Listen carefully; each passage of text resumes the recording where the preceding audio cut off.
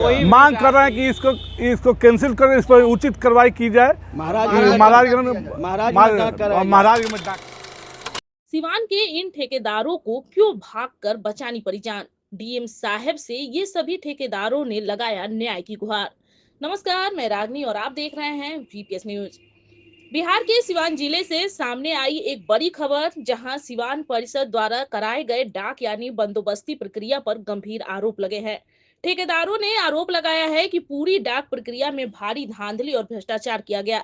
इतना ही नहीं, विरोध करने पर उनके साथ धक्का मुक्की, मारपीट और हथियार दिखाकर धमकाने की भी बात सामने आई। आइए जानते हैं क्या है पूरा मामला। सिवान जिले में जिला परिषद द्वारा वित्तीय वर्ष 2026 से 27 के लिए बाजार, टैक्सी स्टैंड, बस स्टैंड और अन्य स्थानों की बंदोबस्ती के लिए डाक प्रक्रिया आयोजित की गई थी। इस प्रक्रिया में जिले के कई ठेकेदारों ने हिस्सा लेने के लिए आवेदन दिया था, लेकिन डाक के दौरान कई ठेकेदारों ने गंभीर अनियमितताओं का आरोप लगाया है। महाराजगंज से डाक में भाग लेने पहुंचे कुछ ठेकेदारों का कहना है कि पूरी प्रक्रिया में नियमों का उल्लंघन खुलकर किया गया।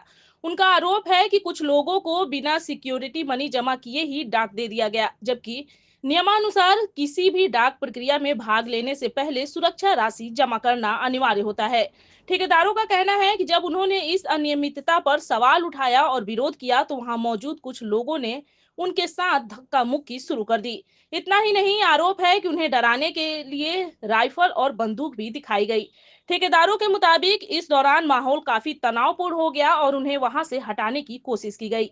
पीड़ित ठेकेदारों ने यह भी आरोप लगाया है कि डाक प्रक्रिया के दौरान कुछ स्थानों की बंदोबस्ती बिना सही तरीके से अनाउंस किए ही जल्दबाजी में कर दी गई। उनका कहना है कि पूरी प्रक्रिया पारदर्शी नहीं थी और कुछ चुनिंदा लोगों को फायदा पहुंचाने के लिए नियमों का दरकिनार किया गया। महाराजगंज से आए ठेकेदारों का कहना है कि विरोध करने पर उनके साथ बदसलूकी की गई और यहां तक कि उनका पैसा छीनने की भी कोशिश की गई। इस घटना के बाद ठेकेदारों में काफी आक्रोश देखने को मिल रहा है। पीड़िता ने आरोप लगाया है कि इस पूरे मामले में उपेंद्र राय यादव, प्रभात कुमार और अमित कुमार समेत कुछ लोगों ने उन्हें धमकी दी। उनका कहना है कि इन लोगों की मिलीभगत से डाक की पूरी प्रक्रिया को प्रभावित किया गया और जिला परिषद में कुछ कर्मचारियों की भूमिका भी संदिग्ध लग रही है। इतना ही नहीं, ठेकेदारों का यह भी कहना है कि पूर्व में बंदोबस्ती कर चुके कुछ ठेकेदारों के साथ भी मारपीट और धक्का मुक्की की गई, जिससे यह मामला और गंभीर होता जा रहा है। इस पूरे घटनाक्रम के बाद पीड़ित ठेकेदारों ने जिला प्रशासन से निष्पक्ष जांच की मांग की है। उनका कहना है कि अगर इस मामले की सही तरीके से जांच की जाए तो कई बड़े खुलासे हो सकते हैं। साथ ही उन्होंने दोषियों के खिलाफ सख्त कार्रवाई की मांग की है।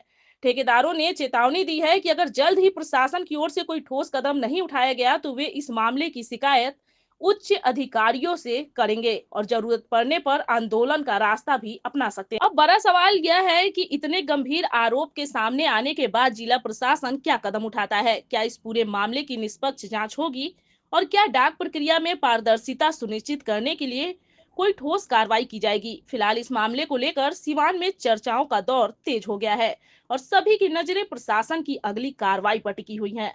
कौन से क्यों सवाल पूछा है, पूरा बताइए।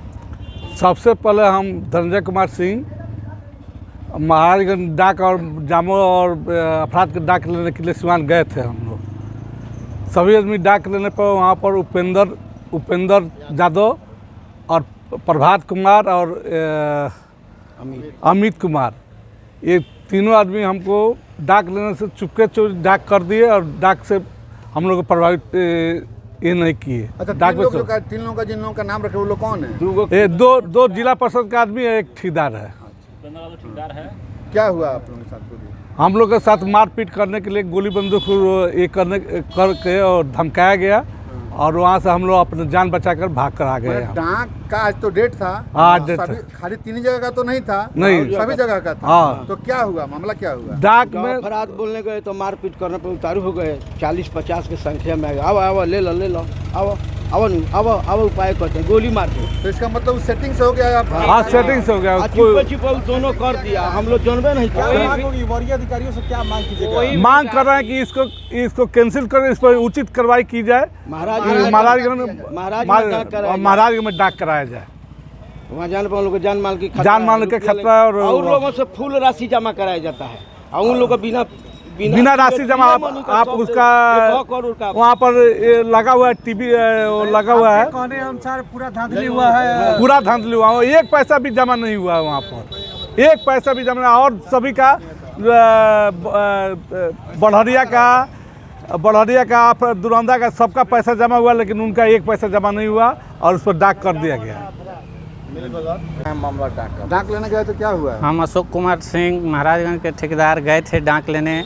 डाक लेते समय सब चीज़ लाइन से किया जा रहा था। दरामदा अफराद और जामों पर हम लोग का बैठना था, जो कि अनाउंसमेंट ना करते हुए बिना राशि के वो डाक लिखा गया उपेंद्र यादव को।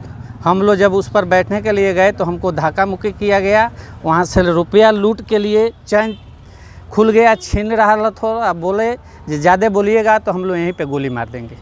इसलिए बिना राशि का जो डाक हुआ है उसको कैंसिल कर महाराजगंज में लाया। धांधली कौन किया वहाँ पे? उपेंद्र यादव, उनके कुछ आदमी थे, सरकारी कर्मचारी जो भी थे वो भी उनसे मिले हुए थे। बिना राशि के सिग्नेचर करके डाक दिया गया है। मतलब धांधली हुआ है? धांधली हुआ है। वो लोग हथियार भी भिराया है, चैन भी टूट गया, वो लोग छीनने का प्रयास किया रुपया। इसलिए हम लोग वहाँ से अपना जान बचाकर भागे हैं। हमको इतना ही चाहिए जो उसको कैंसिल कर महाराजगंज में लाया जाए। क्या मांग होगी वरीय अधिकारियों से, क्या मांग कीजिए इस घटना को लेकर? हमको जो अपराध जामो महाराजगंज का है वो महाराजगंज में लाया जाए डाक के लिए। हमको इस पर न्याय मिलना चाहिए, नहीं तो हमारा तो जान ही चला जाता, आज हमारा रुपया लुटा जाता। धन्यवाद। मैं रागनी और आप देख रहे थे VPS न्यूज।